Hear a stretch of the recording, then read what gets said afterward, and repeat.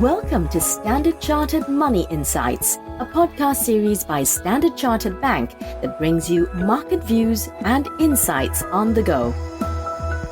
Hello everyone, my name's Manpreet and welcome to this week's Through the Noise podcast. Now there's been a lot of focus on US inflation, particularly with yesterday's data release. And before we get to the market reaction, I did go away and do a bit of research on inflation targeting. Now, this is something we tend to take for granted from central banks these days, but this was not always the case.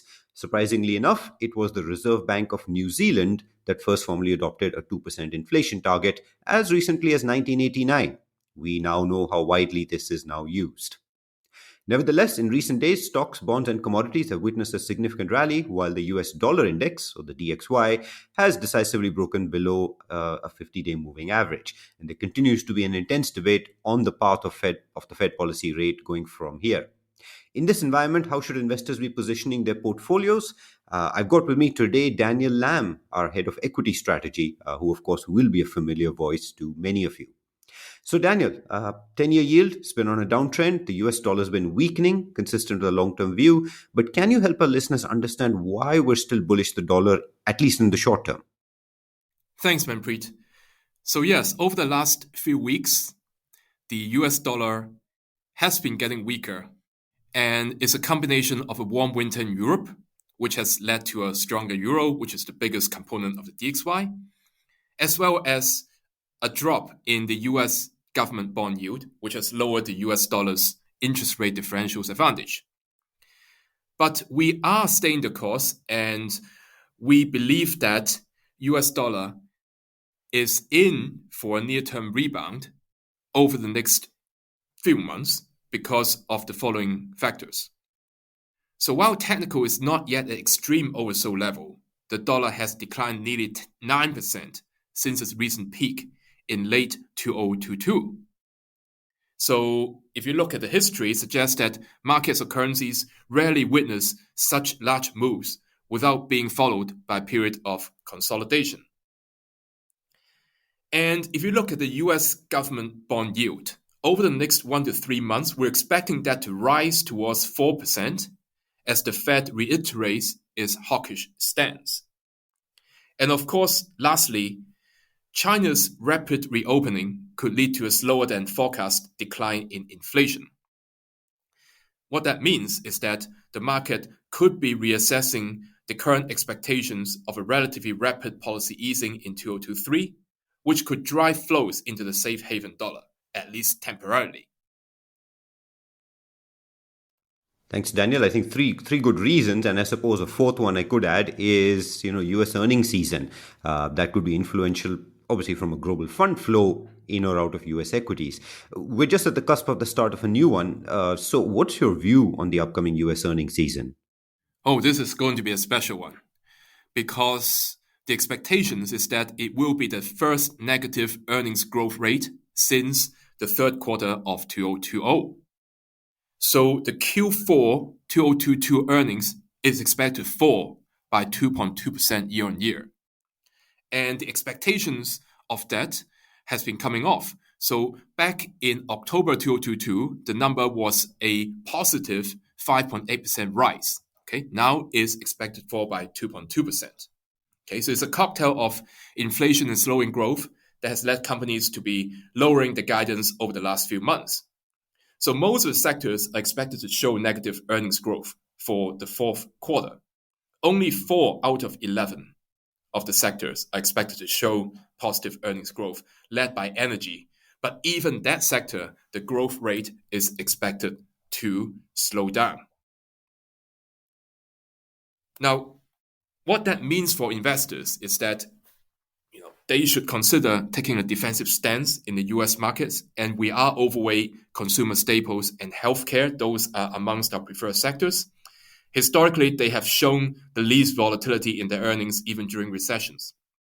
And also, if you look at the S&P 500 index, even though right now it's staging a mild rebound, but the 4,100 level has proven to be a very strong level of resistance, followed by an even stronger level of resistance at 4,300.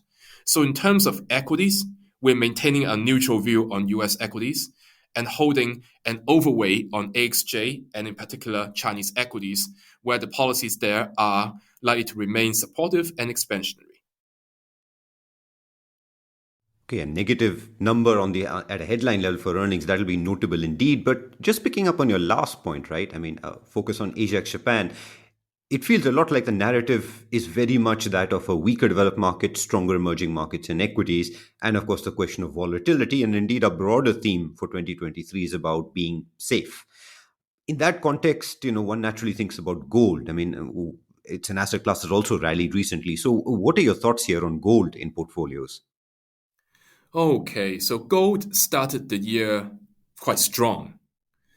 The price of gold has risen at the highest level since early June last year. So this year-to-date rally of about 3%, we see the following reasons behind that. Okay, so first of all, the dollar has been weak, and that's positive for gold.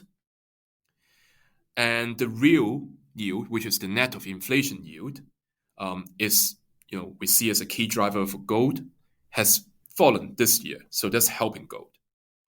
And also, if you look at the retail gold purchases ahead of Chinese New Year, it has been good because it's boosted by the China ongoing reopening. So that's another positive. And also, central banks buying has remained strong. So according to the World Gold Council, central banks bought almost 400 tons of gold in the third quarter last year, which is a record high in quarterly total. And more recent data show that they've been adding a further 85 tons in October and November, and this trend is likely to continue into 2023. But having said that, we do believe that there could be consolidation in the short term. So we continue to see real yield as a headwind given the risk of a nominal yield rebound. So technically, narrowing investor diversity also comes into consideration.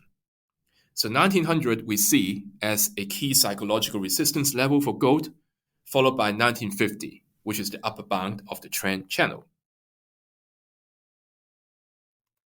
Okay, thanks very much, Daniel, for those insights and today's conversation. So if I can sum up some of the key highlights of our short chat, clearly in the equity space, watch out for negative earnings in the US, which sort of supports our defensive focus, but we'd rather sort of emphasize the positivity in Asia ex-Japan equities instead. And in the macro asset classes, look, of course, for a potential consolidation that could lead to a rebound higher in the US dollar bond yields and perhaps even a temporary pullback in gold. So thank you very much, listeners, as well, for your time today. Just as a reminder, we did have a global market outlook event with Mark Carney, who, if you'd recall, was the governor of not just one, but two central banks. So if you missed that, or if you want to have another sort of listen, please navigate over to www.sc.com/GMO. So with that, we'll sort of pause here. We wish you a great weekend and a productive week ahead. Thank you for listening to Standard Chartered Money Insights, a podcast series by Standard Chartered Bank. For more details on the latest market insights, subscribe to Standard Chartered Money Insights.